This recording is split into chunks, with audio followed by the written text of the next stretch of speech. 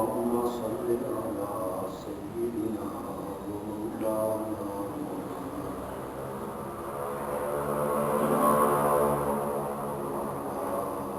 آل سيدنا ومولانا محمد وبارك وسلم ثم صل عليه.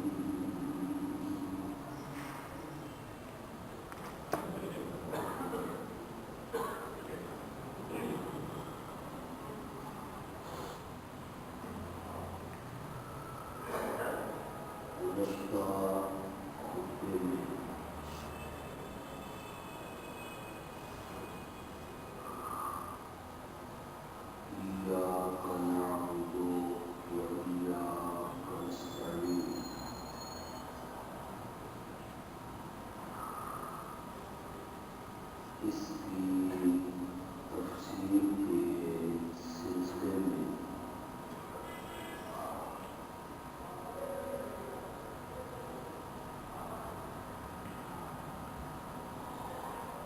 صرف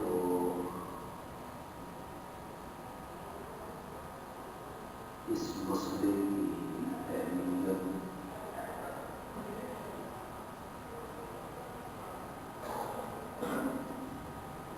اس پر گفتگو آپ نے سنی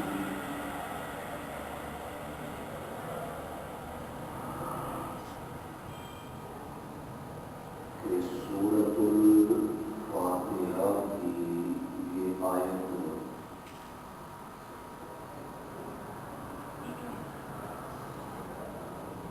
سارے قرآن کا موضوع ہے.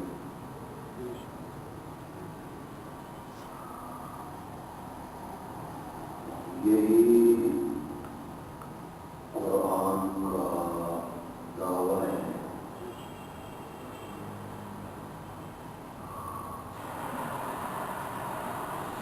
اور سارا قرآن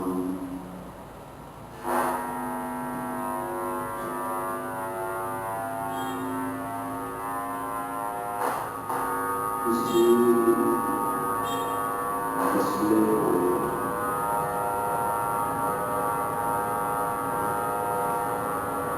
ثابت کرنے پر زور دیتا ہے.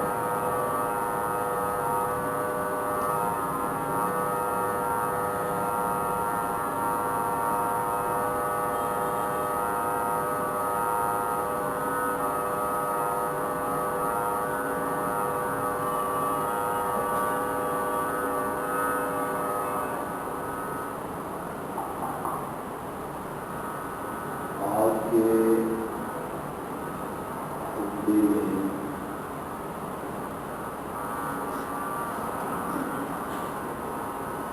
میں یہ عرض کروں گا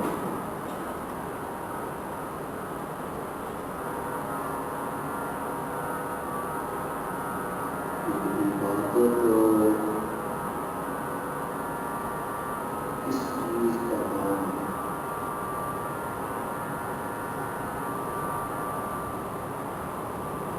اور عبادت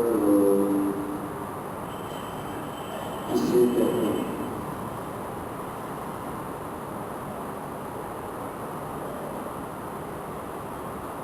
عام طور پہ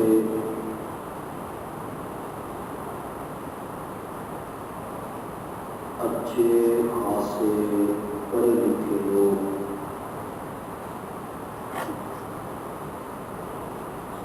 وہ بھی یہی سمجھتے ہیں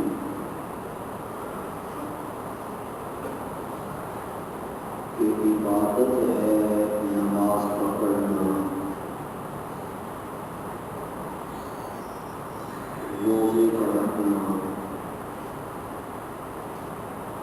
حج کرنا، زکوٰۃ دینا، بیت اللہ کا طواف کرنا.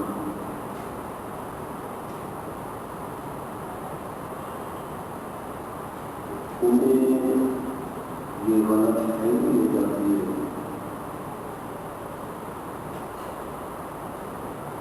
کہ ہم اللہ کے سوا کسی کی نماز کو نہیں پڑھتے،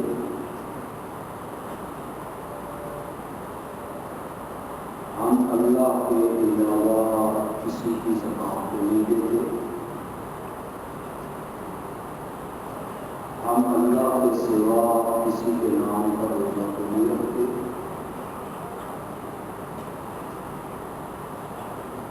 تو پھر ہم مشرک کیوں؟ شرک تو بات کرنے جب بندہ کسی اور کی نماز پڑھے، روزہ رکھے، حج کرے، زکات دے،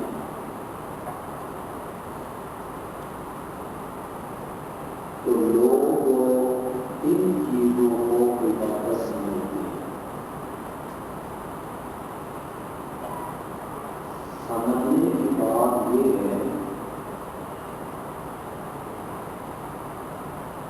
کہ یہ اتنی چیزیں میں نے کی، نماز، روزہ، حج، زکات، طواف، قربانی، یہ سب عبادت کی قسمیں،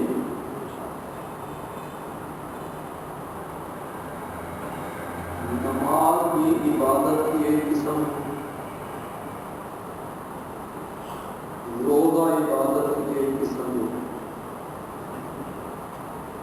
حج عبادت کی ایک قسم،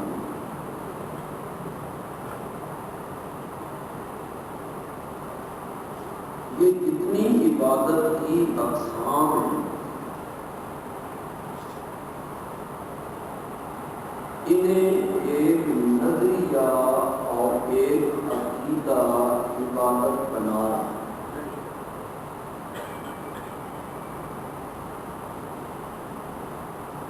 اس نظریے کے ساتھ اور وہ عقیدہ ذہن میں رکھ کے جب بھی ہم کوئی تعظیم کرتے ہیں تو وہ عقیدہ اس تعظیم کو عبادت بنا ہے۔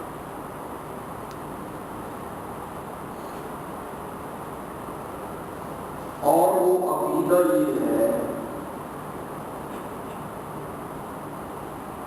کہ جس ہستی کی میں یہ تعظیم کر رہا ہوں، ہاتھ باندھ کے کھڑا ہوں،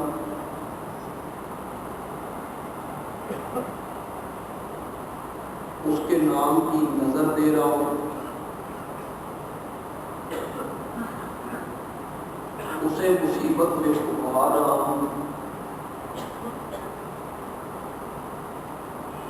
جس ہستی کی میں تعظیم کر رہا ہوں، مثلاً ہاتھ باندھنا، حجر اسود کو چومنا، نظر دینا، نیاز دینا، پکارنا، اس ہستی کو غیبی تسلط حاصل ہے۔ غیبی تسلط کا مطلب ہے کہ میں اسے نہیں دیکھ رہا اور وہ مجھے دیکھ رہا ہے، غیبی تسلط۔ اگر آپ اس کو سمجھ جائیں گے بہت سارے اشکال اور شبہات جو علماء لوگوں کے ذہن میں ڈال دیتے ہیں وہ ختم ہو جائے۔ جسے میں پکار رہا ہوں، جس کے سامنے ہاتھ باندھ کے کھڑا ہوں، جس کے گھر کی کوکھ میں لگے ہوئے پتھر کو چوم رہا ہوں،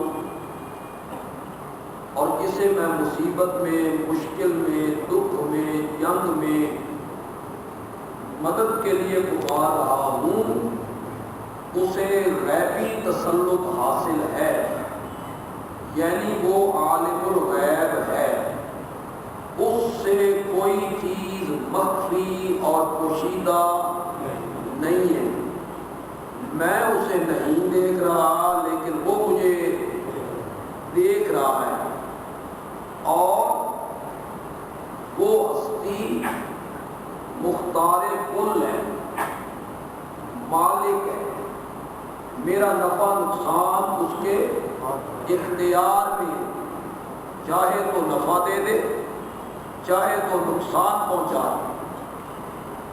یہ دو نظریے کہ اسے غیبی تسلط حاصل ہے اور وہ مالک و مختار ہے، نفع نقصان کا مالک ہے، یہ دو نظریے رکھ کر آپ جب بھی کوئی تعظیم کریں گے تو یہ دو نظریے اس تعظیم کو کیا بنا دیں گے؟ سمجھ آ رہی؟ کام تو تھوڑا جا مشکل،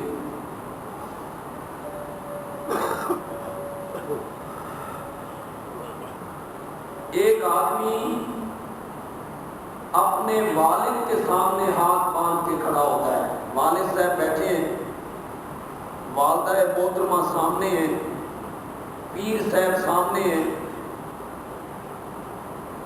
استاد سامنے ہیں، بندہ باادب ان کے سامنے کھڑا ہے، وہ انہیں عالم الغیب بھی نہیں سمجھ رہا اور انہیں نفع نقصان کا مالک بھی نہیں سمجھ رہا، تو یہ ہاتھ باندھنا والد کے سامنے، مرشد کے سامنے، استاد کے سامنے عبادت بنے گا؟ اور نماز میں ہاتھ باندھنا کیا بن جائے گا؟ کیوں؟ معلوم ہوا میرے ہاتھ باندھنے کا نام عبادت نہیں ہے۔ اگر میرے ہاتھ باندھنے کا نام عبادت ہوتا تو جب آپ اپنے والد کے سامنے یا مرشد کے سامنے یا استاد کے سامنے یا والدہ محترمہ کے سامنے ہاتھ باندھ کے کھڑے ہوتے مؤدب، تو یہ ہاتھ باندھنا بھی عبادت ہوتا، لیکن وہ ہاتھ باندھنا عبادت نہیں ہے تعظیم، وہ بھی کیا ہے؟ تعظیم ہے، ادب ہے، لیکن وہ ہاتھ باندھنا عبادت نہیں ہے۔ اور جب آپ نے نماز میں ہاتھ باندھے تو یہ ہاتھ باندھنا اس لیے عبادت ہے کہ اس کے پیچھے ایک نظریہ ہے، ایک عقیدہ ہے کہ میں تہ خانوں میں کھڑا ہوں یا گھر کے دالان میں ہوں یا اندر والے کمرے میں ہوں یا بیت اللہ کے برآمدے میں ہوں یا مسجد نبوی کے تہ خانے میں ہوں یا جدے کی کسی مسجد میں ہوں، جس ہستی کے سامنے میں نے ہاتھ باندھے ہیں میں اس کو نہیں دیکھ رہا اور وہ مجھے دیکھ رہا ہے۔ اس عقیدے نے ہاتھ باندھنے کو کیا بنایا؟ غیبی تسلط، پھر ذہن میں رکھیے کون سا تسلط؟ میں اسے نہیں دیکھ رہا، اور ما فوق الاسباب، اسباب سے ماورا، ایک ہے اسباب کے ماتحت، تار کے ذریعے، وائرلیس کے ذریعے، ٹیلی فون کے ذریعے، ٹی وی کے ذریعے، ریڈیو کے ذریعے، فیکس کے ذریعے پیغام کو کہیں سے کہیں پہنچا دینا، آواز کو کہیں سے کہیں پہنچا دینا، یہ اسباب کے ماتحت ہے۔ اور اللہ کا جو سننا ہے وہ بغیر اسباب کے ہے، سبحان اللہ، بے شک اس میں درمیان میں کوئی آلہ نہیں ہے، بے شک اس میں درمیان میں کوئی اسباب نہیں ہے، باقی ما تحت الاسباب ہے، اور اس کا سننا ما فوق الاسباب ہے۔ تو یہ ذہن میں رکھیے، حجر اسود کو چومنا عبادت ہے، اور بیٹے کو چومنا اگر میرا چومنے کا نام عبادت ہے تو پھر بیٹے کو چومنا بھی عبادت ہوتا؟ آپ اپنی والدہ کا ماتھا چوم لیتے ہیں، عبادت ہے۔ آپ اپنے والد کے سر کا بوسہ لے لیتے ہیں، عبادت ہے۔ آپ اپنے مرشد کو چوم لیتے ہیں، سر کو چوم لیتے ہیں، عبادت ہے۔ کیوں؟ اگر میرے چومنے کا نام عبادت ہوتا تو پھر جب والدہ کے ماتھے کو چومتا تو یہ بھی عبادت بنتا، والد کے سر کو چومتا تو یہ بھی عبادت بنتا، لیکن وہ عبادت نہیں بنا اور حجر اسود کا چومنا کیا بن گیا؟ کیوں؟ اس لیے اس نظریے نے عبادت بنایا کہ جو رب سرگودا میں، میرے گھر کے دالان میں، یا جمعے کے دن معاویہ مسجد میں مجھے دیکھ رہا تھا، آج بیت اللہ کی کوکھ میں بھی وہ مجھے دیکھ رہا ہے، وہ میرے حالات سے واقف ہے۔ اس چومنے نے، وہ مجھے دیکھ رہا ہے، میرے حالات سے واقف ہے، چوموں گا تو خوش ہوگا۔ اس عقیدے نے حجر اسود کے چومنے کو کیا بنا دیا؟ بیٹے کو چوما، ماں کو چوم لیا، باپ کے سر کا بوسہ لے لیا، تو یہ عبادت نہیں بنا۔ اور جب کسی قبر پہ گیا، بزرگوں کے مزار پہ گیا، اس کی چوکھٹ کو چوما، دروازے کو چوما، اس جالی کو چوما یا قبر کو چوما، تو چومنے والے کا کیا عقیدہ ہے؟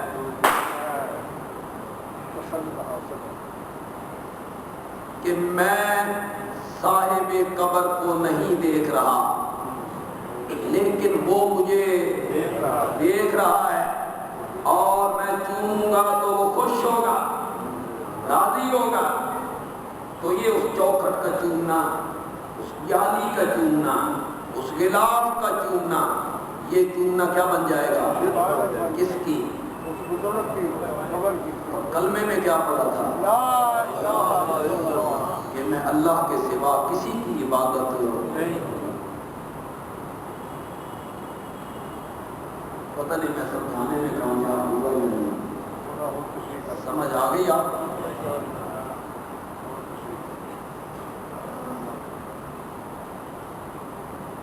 ہر وہ تعظیم عبادت بنے گی، پکا لو اسے اور ذہنوں میں بٹھا لو اسے، کوئی نہیں بتائے گا آپ کو، کہیں سے نہیں ملے گا آپ کو۔ عبادت کی تعریف کریں گے، غایت التذلل، عاجزی کی انتہا، خشوع کی انتہا، معبود کی عظمت کا تصور، عاجزی کی انتہا کا نام عبادت ہے۔ تو پھر بندیال بھی کہتا ہے جو عاجزی احرام باندھنے میں ہے وہی عاجزی سجدہ کرنے میں ہے، کوئی فرق نہیں ہے احرام باندھنے میں اور سجدے میں۔ جو عاجزی سجدے میں ہے وہ احرام باندھنے میں ہے نہیں ہے۔ تو پھر یہ آپ کی تعریف کیسے صادق آ گئی؟ انتہائی درجے کا تذلل، انتہائی درجے کا خشوع، انتہائی درجے کا خضوع۔ جو تعریف عبادت کی میں نے کی کہ دو نظریے ذہن میں رکھ کے کسی کے لیے کوئی تعظیم کرنا، یہ دو عقیدے اس تعظیم کو کیا بنائیں گے؟ عبادت بنائیں گے۔ اور وہ جو دو عقیدے ہیں، عالم الغیب ہونا، مالک و مختار ہونا، یہ دو صفتیں معبود کی صفتیں ہیں، معبود کے سوا یہ صفتیں مخلوق میں کسی کے اندر نہیں پائی جاتی۔ بے شک بے شک، یہ دونوں الہ کی صفتیں ہیں۔ سبحان اللہ۔ اور جس میں یہ دونوں صفتیں پائی جائیں الہ ہوتا ہے، وہ الہ ہوتا ہے، کون ہوتا ہے؟ الہ ہوتا ہے۔ عالم الغیب جو ہو وہ الہ ہوتا ہے، اور مالک و مختار جو ہو وہ کون ہوتا ہے؟ الہ ہوتا ہے۔ قرآن پاک پڑھتے چلے جائیے، میرے پاس وقت نہیں ہے اور میں اتنی دیر اس پہ لگانا نہیں چاہتا، ورنہ قرآن بھرا پڑا ہے خدا کی قسم، جس میں رب جگہ جگہ پہ یہ کہتے ہیں کہ یہ دونوں صفتیں الہ کی صفتیں ہیں۔ بے شک دونوں صفتیں الہ کی ہیں، الہ کی صفتیں ہیں، معبود کی صفتیں ہیں، میری صفتیں ہیں۔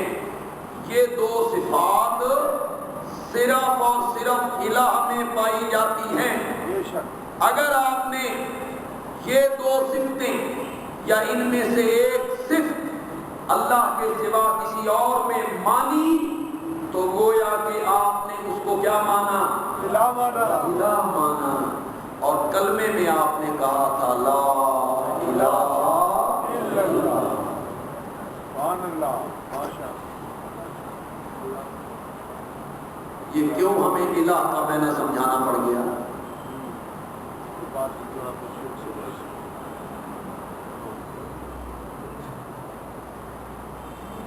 ہمارے لیے بھی بڑا آسان تھا،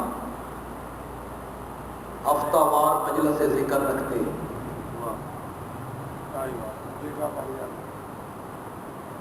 آپ ذکر کرنے کے لیے آتے، یہاں میلہ لگتا، پھر دروازے بند ہوتے، پھر بتیاں بند ہوتی، پھر سر پہ کپڑے ہوتے، پھر آنکھیں بند ہوتی، پھر شروع ہو جاؤ لا الہ الا اللہ، لا الہ الا اللہ، پھر الا اللہ الا اللہ، پھر ہو، پھر کبھی سانس میں ذکر ہوگا کہ ایک کڑے کے سلسلہ کے نقش نکل کرتے ہیں، شو شو شو، اور وہ ایک سیفی ہیں، سیف الرحمان کے ماننے والے، وہ ذکر کرتے ہیں تو مسجد میں ناچتے ہیں، ادھر سے بھاگیں گے ادھر بھاگیں گے، جس طرح بچوں کو کبھی کبھی ایسا نہیں ہوتا بھائی سردیوں میں بندہ دھوپ پہ بیٹھے تو دھوپ لگتی ہے تو بندہ کبھی یوں کرتا ہے کبھی یوں کرتا ہے، کیڑیاں لگتی ہیں، سفید داڑھیوں والے مسجد میں ناچ رہے ہیں، بڑا حرامی ہے شیطان، مسمریزہ میں جس کی طرف دیکھتا ہے شروع کرتا ہے پیچھے جا گرتا ہے، بڑی طاقت ہے، بڑا اثر ہے۔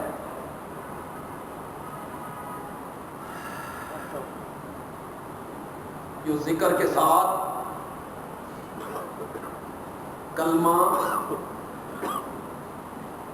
کسی کے دل میں داخل کر دینے کی طاقت ہوتی تو پھر آمنہ کے لال کو ہوتی،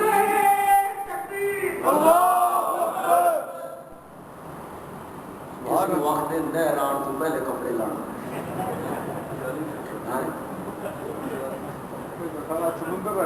وہ پہلے سمجھ گیا، یوسف ہے یوسف،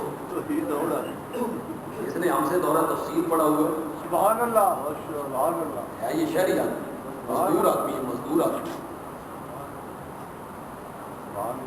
بیٹی اس کی عالمہ ہے، ماشاء اللہ، مدرسے میں پڑھا رہی، ماشاء اللہ، سبحان اللہ۔ اگر نگاہوں کے زور سے کلمہ کسی کے دل میں داخل کرنا اور تڑپا دینا یہ کسی کو حاصل ہوتا تو آمنہ کے لال کو حاصل ہوتا اور پھر ابو طالب مسلمان ہوتا۔ بے شک بے شک، یہ مسمریزہ میں یہ ہندوؤں کو بھی حاصل ہے، ہندوؤں کو بھی، یہ ہندو جوگی جو ہے نا جوگی، وہ بھی ایسے ایسے کرتب دکھاتے ہیں کہ تہاڈیاں بیان کردہ کرامتاں جڑیاں نے نا وہ بھی انہوں نے اگے پانی بھرا لگ جان، ہندو جوگی پڑھیے کبھی کتابیں جو کتابیں تصوف کے خلاف لکھی گئی ہیں وہ پڑھیے، ان میں انہوں نے جوگیوں کے واقعات لکھے کہ جوگی کیا کیا کرتب دکھاتے ہیں۔ قرآن نے یہودیوں کے علماء کے بارے میں کہا ان الذین اتخذوا دینہم لہوا ولعبا، انہوں نے اپنے دین کو بنا لیا تھا لہوا ولعبا۔ ڈھولک بج رہی ہے، سر پہ پگڑیاں، سفید داڑیاں۔ میں نے تو ایک سی ڈی دیکھی، حضرت طاہر القادری صاحب بھی اس میں ناچ رہے ہیں، اور بوڑھے ہیں 70 سال کے، قبر لتاں، وہ چکر کاٹ رہے ہیں، ناچ رہے ہیں، حال چڑھا ہوا ہے، حال مست ہو گئے ہیں۔ انہوں نے کدی مینار پاکستان تے چڑھاؤ یا شاہی مسجد دے مینارے تے اتے، انہوں کو ہر حال چڑھا کے دکھاؤ، حال چڑھتا ہے۔ دنیا پیچھے بھاگ رہی ہے، پڑھے لکھے لوگ، وہ یوں دیکھتا ہے یوں کرتا ہے، لوگ پیچھے جا گرتے ہیں۔ بلے بلے بڑا اثر ہے۔ ہمارے لیے بھی آسان تھا کہ ہفتہ وار مجلس ذکر ہوتی، ذکر کے فضائل ہوتے، سارے گناہوں کی بخشش کے وعدے ہوتے، سارے بچے حقوق العباد۔ دکاندار کہتے بلے بلے موجیں ہی ہو گئیاں، ہفتے کے بعد ذکر کرو تو جتنی کینچی ہفتے چلائیے دیکھنا تھا۔ پھر شب برات آتی تو اجتماعی دعا ہوتی، آ جاؤ اجتماعی دعا، کیوں؟ گناہ جو اجتماعی کیتے نے، گناہ سارے رل کے کیتے جے، مولویوں نے تماشا بنا کے رکھ دیا ہے۔ عیسائیوں نے کہا عیسیٰ صلیب پہ چڑھ گئے، ہمارے گناہوں کا۔ اہل تشیع نے کہا حضرت حسین کربلا میں شہید ہوئے، ہمارے گناہوں کا۔ انہوں نے کہا سال کے بعد پاک پتن کا دروازہ کھلے گا، جنتی اس کے اوپر لکھا ہے من دخلہ کان آمنا۔ کیا چھوڑا ہے تم نے اللہ کے پلے میں یا اللہ کے گھر کے لیے؟ اس جنتی دروازے سے داخل ہو جاؤ، جتنے پلاٹ ہضم کیے، جتنے مکان لوگوں کے دبائے ہیں، جتنا سود کھایا ہے، جتنا رشوت کا کاروبار کیا ہے، جتنی قومی دولت لوٹی ہے، جنتی دروازے سے داخل ہو گئے۔ سبحان اللہ جی، ان کی ہو گئے جنتی ہو گئے، پاک ہو گئے۔ ہم بھی یہ کر سکتے تھے۔ آپ کو کہتے ہفتے کے بعد آؤ، 8 گھنٹے کے لیے ہم ذکر کروائیں گے، محفل سجائیں گے، بچے حقوق اللہ کے بچے حقوق العباد۔ پھر ہم بھی حضرت صاحب ہوتے۔ کیا کہنے بندے عالمی کے، ذکر کرانا پر مزہ آ گیا، سرور آ گیا جی۔ ہماری جیبیں بھی لوگ گرم کرتے، بہت ڈاٹی ہے، ہمیں بھی نذرانے ملتے، تحفوں کے ڈھیر ہوتے، لیکن میرے تفسیر کے استاد حضرت شیخ القرآن مولانا غلام اللہ خان رحمت اللہ علیہ رحمت اللہ علیہ کا ایک جملہ آپ کو سنانے لگا ہوں، سبحان اللہ، جس پر ہم کاربند ہیں اور اس پر کاربند رہیں گے انشاءاللہ۔ انشاءاللہ۔ شیخ القرآن کہتے تھے بند کمرے میں انہیں بند کر کے لا الہ الا اللہ کی ضربیں نہ لگوا، انہوں الہ دا میں نہ دس۔ سبحان اللہ، اس قوم کو بتا الہ کا معنی کیا ہے۔ اللہ کون ہوتا ہے؟ یہ بیچارے الہ کا معنی نہیں جانتے۔ یہ لا الہ الا اللہ بھی پڑھتے ہیں، قبروں پہ سجدے بھی کرتے ہیں، بے شک بے شک، یہ لا الہ الا اللہ بھی پڑھتے ہیں، باہر نکل کے کہتے ہیں ہمیں جو کچھ دے رکھا ہے ہمارے حضرت صاحب کی، نظر کرو، یہ لا الہ الا اللہ بھی پڑھتے ہیں اور اپنی کھوٹی قسمتیں کھری کروانے کے لیے بڑی امام چلے جایا کرتے ہیں۔ بے شک، ان بیچاروں کو، جاہل لوگوں کو الہ کا معنی بتا۔ یہ میرے استاد محترم نے کہا تھا، اور ایک جملہ میں کہنا چاہتا ہوں، سبحان اللہ، سبحان اللہ، آپ کو پسند آ جائے تو کہنا بھئی صحیح جملہ کہہ گیا ہے۔ میں کہتا ہوں اگر لا الہ الا اللہ کی ضربیں لگوانا کسی بند کمرے میں، کسی خانقاہ میں، کسی مکان میں، کسی محفل میں، اگر اس کا نام دین ہوتا تو بلال تپتے ہوئے کونوں پہ کبھی نہ لیتا۔ بے شک، اللہ اکبر، وہ ایک کونے میں بیٹھ کے کہتا رہتا لا الہ الا اللہ، بے شک، ایک بات آپ سے پوچھنا چاہتا ہوں، جو میرے مقتدی ہیں، ہمیشہ مجھے سننے والے ہیں، وہ تو جانتے ہیں، جو نئے آئے ہیں اللہ کرے ان کے پلے کوئی بات پڑ جائے تو ایک بندہ بھی نیا آیا ہے تو اسے الہ کا معنی سمجھ آتا ہے۔ آمین ثم آمین، میرے پیارے پیغمبر نے صلی اللہ صلی علیہ اللہ علیہ وسلم پہلے دن کوہ صفا پہ کہا تھا قولوا لا الہ الا اللہ، بے شک، اور کچھ کہا؟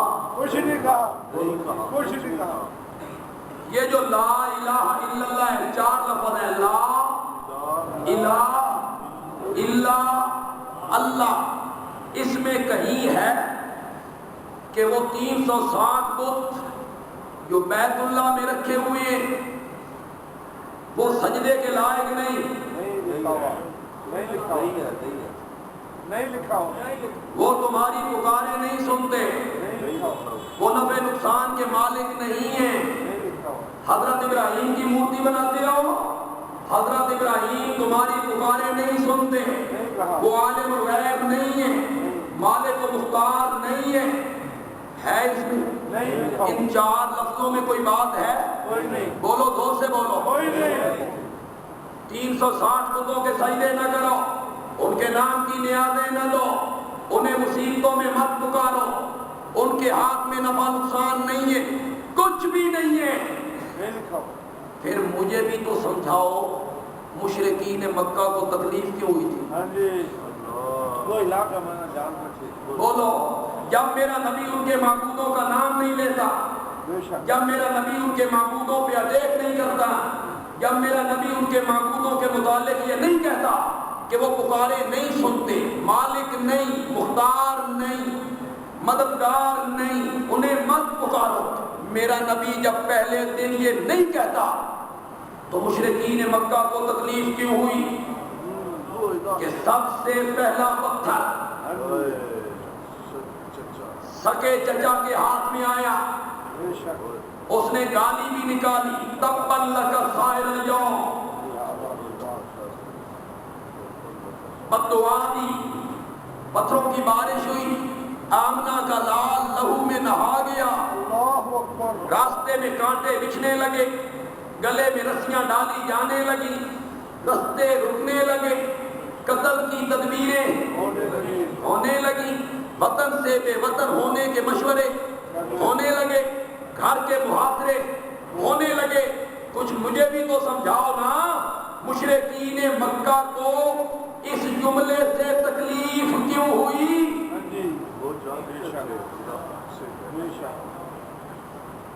ہے سوال کے کوئی نہیں؟ بہت بڑا سوال۔ میرا نبی ان کے معبودوں کا نام ہی نہیں لیتا،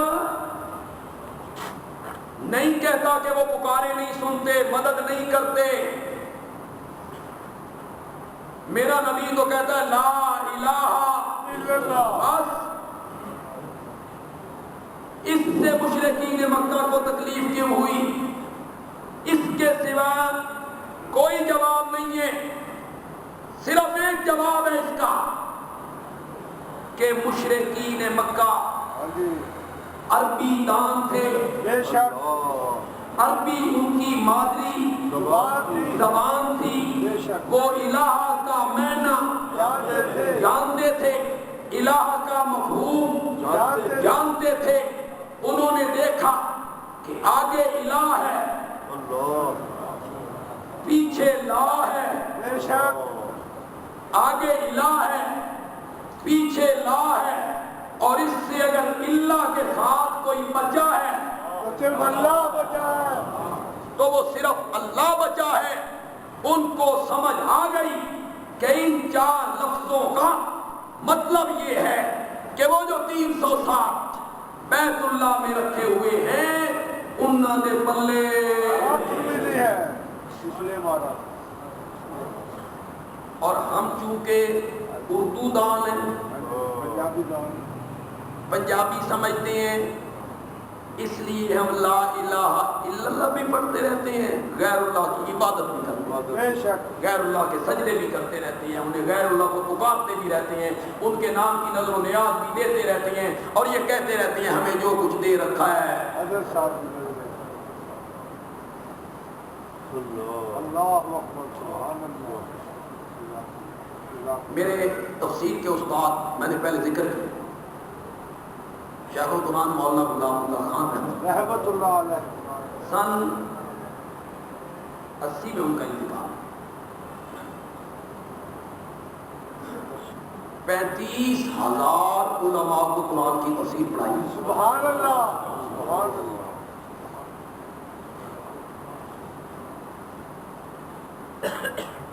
کازکستان میں اس عالم نے اپنی زبان میں قرآن پاک کا کازکستان میں پہلا ترجمہ اور تفسیر کیا ہے، وہ مولانا غلام اللہ خان کا شاگرد، سبحان اللہ، سبحان اللہ، وہ یہیں سے پڑھ کے گیا تھا۔ کازکستانی زبان میں اس نے قرآن کا ترجمہ کیا اور پھر اس کی تفسیر کی۔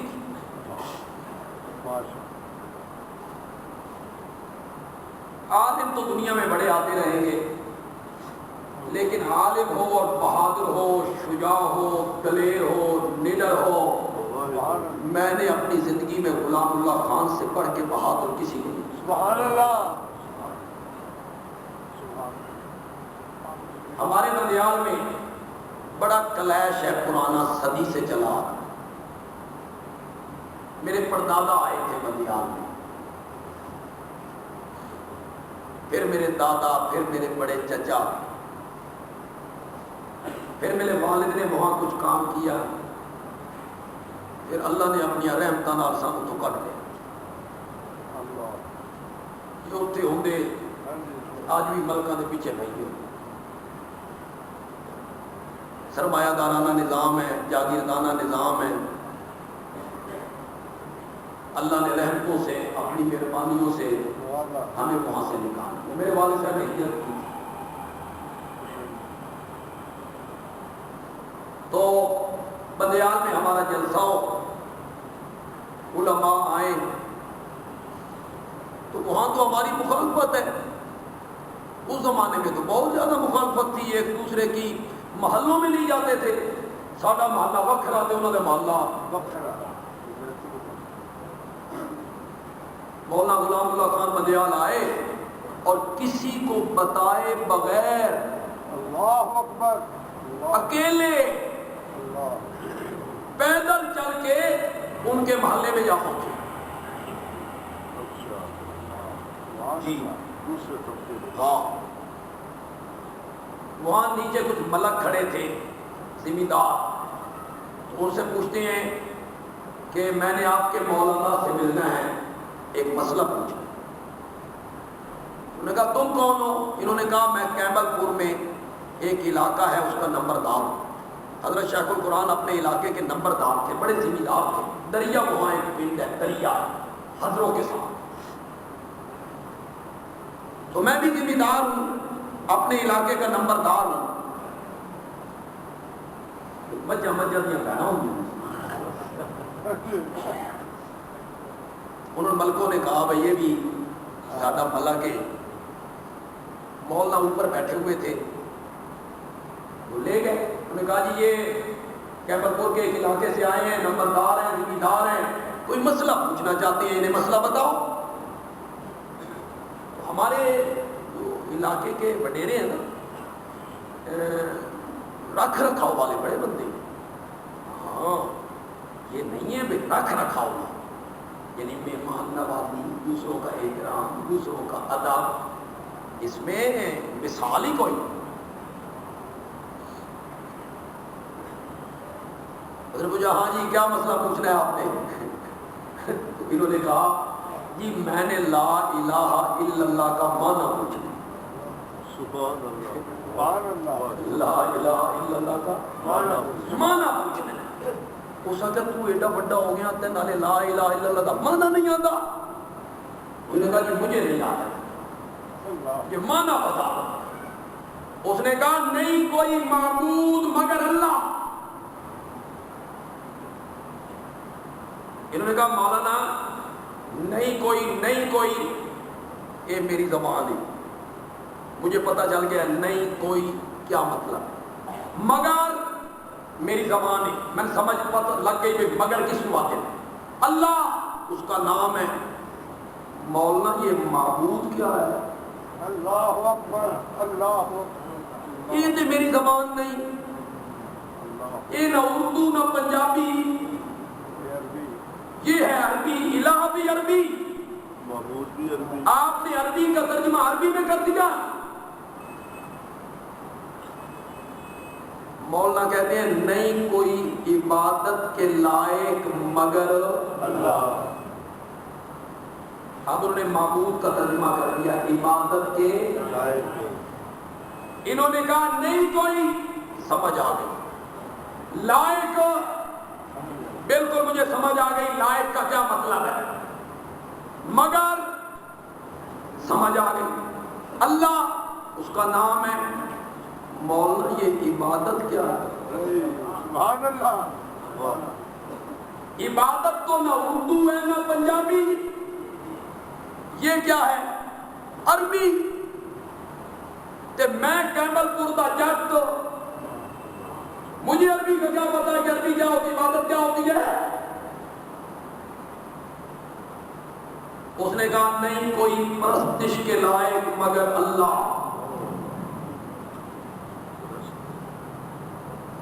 نہیں پہلے یہ نہیں کہا، پہلے اس نے کہا نہیں کوئی پوجا کے لائق مگر اللہ۔ میں نے کہا مولانا نہیں کوئی مگر اللہ، یہ ساری گل من سمجھ آ گئی ہے، یہ پوجا کی ہے، یہ تو ہندی ہے، میں ہندی،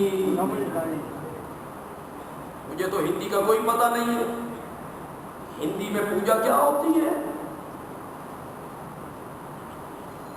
ہوں اس کو کچھ سمجھ آ گئی بھئی یہ میرا جٹ نہیں،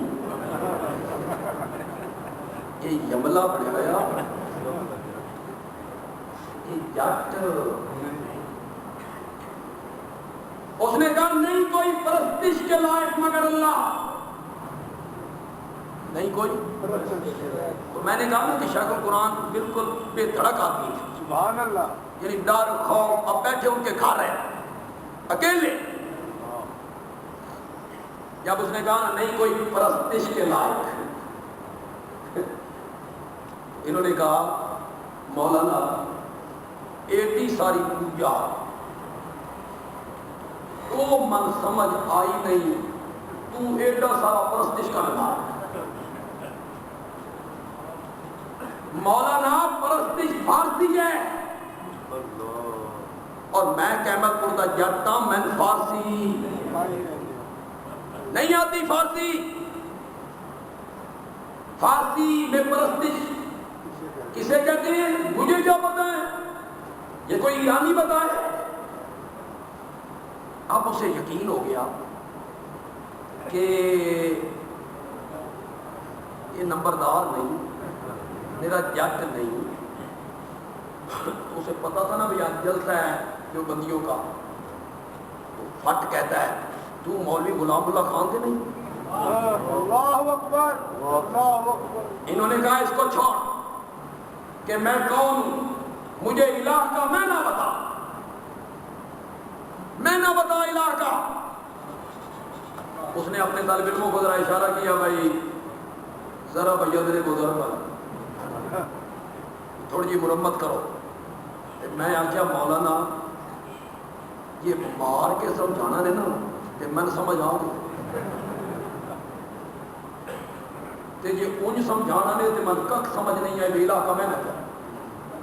تو وہ جو ملک ہے نا، وہ ملک مولانا سے کہنے لگے مولانا یہ آپ کیا کہتے ہیں کہ اسے باہر نکال دو؟ کچھ شک سانوی پہ گئی الہ دا میں نہ دس، کچھ شک سانی پہ گئی. تو والد صاحب کو پتا چلا تو پیچھے سے ادھر کے ملک جو تھے ہمارے، ان کو بھیجا، وہ بڑی مشکل سے حضرت شیخ کو وہاں سے نکال کے لائے. والد صاحب بڑے بے تکلف تھے حضرت شیخ کے ساتھ، تو والد صاحب ناراض ہوئے، آپ کیوں گئے وہاں؟ کچھ ہو جاتا مار دیتے. تو والد صاحب نے جب کہا نا فائدہ کیا ہوا، تو شیخ نے کہا دو ملکاں دے پیرا تلو میں زمین کٹ آئی. سبحان اللہ. وہ ہن مولوی کو کچھ دے پہ آئے میں سن شک پہ گئی الہ دا میں نہ دس.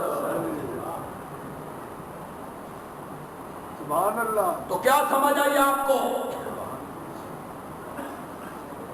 دو عقیدے ذہن میں رکھ کے جو تعظیم بھی کریں گے بے شک وہ دو عقیدے اس تعظیم کو کیا بنا دیں گے؟ اور جس ہستی کی عبادت ہوگی وہ کیا بن جائے گا؟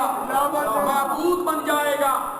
اور یہ دو عقیدے عالم الغیب ہونا اور مختار کل ہونا، یہ دونوں صفتیں مخلوقات کی نہیں ہے، صرف عرش والے کی ہے. بے شک بے شک. آپ کہیں گے اتنی لمبی چوڑی تقریر کر کے لایا ہے، سبحان اللہ. تو تیری بات ہم کیوں مانیں؟ کوئی اس پہ دلیل پیش کر. تو میں اس پہ قرآن پاک کی ایک دلیل پیش کرنا چاہتا ہوں. ہم تو قرآن کے طالب علم ہیں بھائی، لیکن اب تھوڑا سا آپ کا بھی امتحان ہو جائے گا. میں قرآن کی آیت پڑھوں گا، آپ سے پوچھوں گا اس میں دو صفتوں میں سے کون سی صفت آئی ہے. سبحان اللہ. یہ سورۃ آل عمران ہے، آیت نمبر 5 ہے. گھروں میں جا کے آپ جس عالم کا بھی ترجمہ ہو اٹھا لیں. ان اللہ بے شک اللہ. سبحان اللہ. لا یخفی علیہ شیء فی الارض ولا فی السماء. زمین میں نماز والوں میں بے شک اللہ اس سے کوئی چیز پوشیدہ نہیں ہے، فی الارض زمین میں ولا فی السماء، آسمانوں میں. کون سی صفت؟ عالم الغیب. ایک صفت عالم الغیب میں ہوں، ہر چیز کو جاننے والا میں ہوں، مجھ سے کوئی چیز مخفی نہیں. بے شک. ایک سے هو الذی وہی تو ہے. یصورکم فی الارحام ماں کے پیٹوں میں کیف یشاء. کیسے چاہتے. وہی تو ہے نا جو تمہاری تصویریں بناتا ہے. بے فی شک. الارحام ماں کے پیٹوں میں کیف یشاء، جیسی چاہتا ہے. اور جیسی چاہتا ہے. 9 انچ کا چہرہ، سبحان اس اللہ. میں ناک، 2 نتنے، 2 ہونٹ، 1 ماتھا، 2 ابرو، 2 آنکھیں، 1 ناک، 2 رخسار. سبحان اللہ. گنی چنی چیزیں 9 انچ کے ایریے میں. سبحان اللہ. آدم علیہ السلام سے بنانا شروع کیا، قیامت کے آخری فرد تک بناتا چلا جائے گا، ایک کی صورت دوسرے سے ملنے نہیں۔ سبحان اللہ، سبحان اللہ، سبحان اس کو چھوڑ کے اللہ، کن کو پکار ہے؟ جو خود محتاج ہے، جو خود اس کے منگتے ہیں، اس سے نہیں مانگتے ہو، کس سے مانگ رہے ہو؟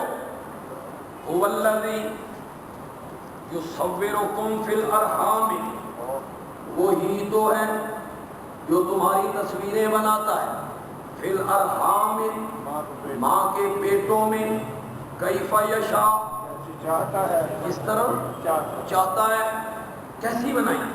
سبحان اللہ، یا ایھا الانسان ما غرک بربک الکریم الذی خلقک فسواک سبحان اللہ، فعدلک سبحان اللہ، فی ای صورت ما شاء رکبک، کتنا برابر بنایا، سبحان اللہ، کتنا صحیح بنایا، کتنا برابر بنایا۔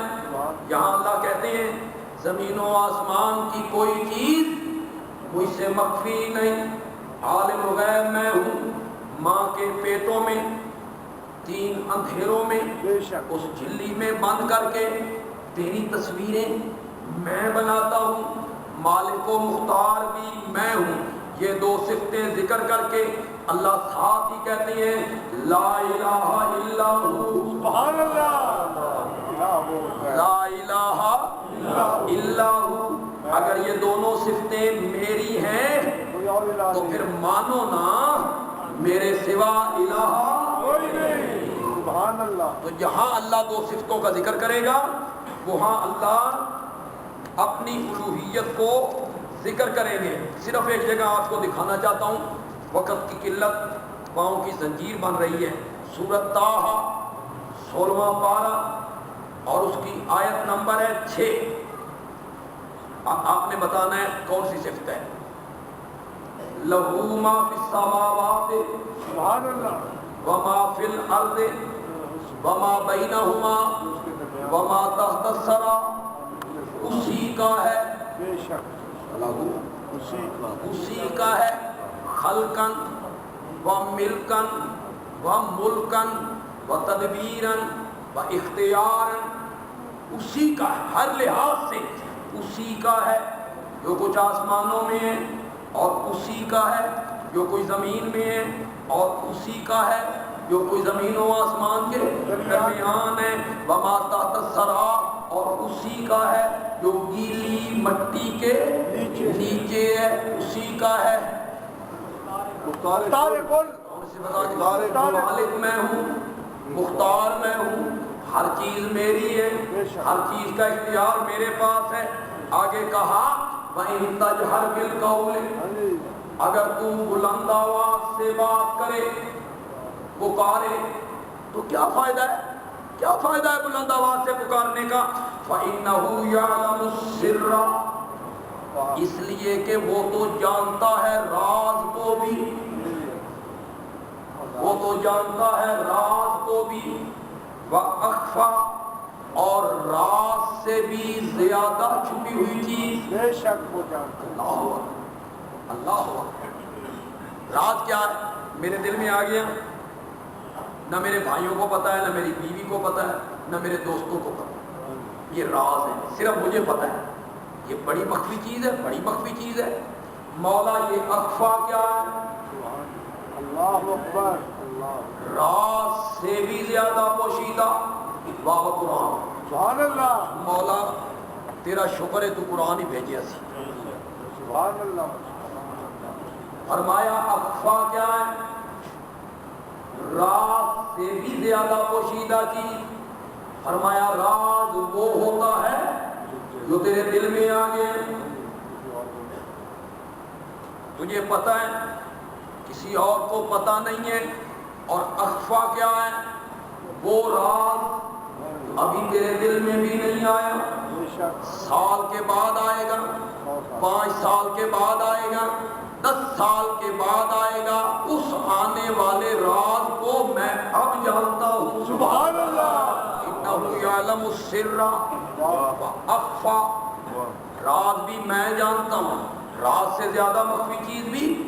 یہ کون سی صفت آ گئی؟ عالم الغیب، کون سی صفت آ گئی؟ عالم الغیب ہونا۔ یہ آیت نمبر 6 آیت نمبر 7 ان دونوں میں دونوں صفتوں کا ذکر کیا، اور آیت نمبر 8 میں کہا اللہ لا الہ الا ہو۔ سبحان اللہ، اللہ قرآن کی سمجھ عطا فرمائے، اور اللہ قرآن کی سمجھ دے جس طرح اللہ نے مولانا حسین علی کو دی، رحمت اللہ علیہ، پھر ان کی نسبت سے اور شاگردوں کے ذریعے پھر اللہ نے ہمیں عطا کی۔ آمین۔ جب یہ دونوں صفتیں میری ہیں تو پھر تسلیم کرو کہ اس کائنات میں میرے سوا الہ بننے کے لائق ہو کوئی نہیں۔ سبحان اللہ، سبحان اللہ۔ میں تو چاہتا تھا کہ ایاک نعبد و ایاک نستعین اس کو مکمل کر لیتا، لیکن یہ موضوع ہی ایسا ہے سبحان اللہ، چلو یار، یہ موضوع کوئی گھنٹے 2 گھنٹے کا نہیں ہے۔ پورا قرآن پر ہے۔ اگر آپ میرا اشارہ سمجھ جائیں، اللہ کرے سمجھ جائیں، یہ موضوع 1 گھنٹے 2 گھنٹے کا نہیں ہے، اس پہ تو 950 سال بھی لگ جائے گا۔ سبحان اللہ، اس پہ تو 950 سال بھی لگ جایا کرتے ہیں۔ یہ بڑا وسیع موضوع ہے۔ سبحان اللہ۔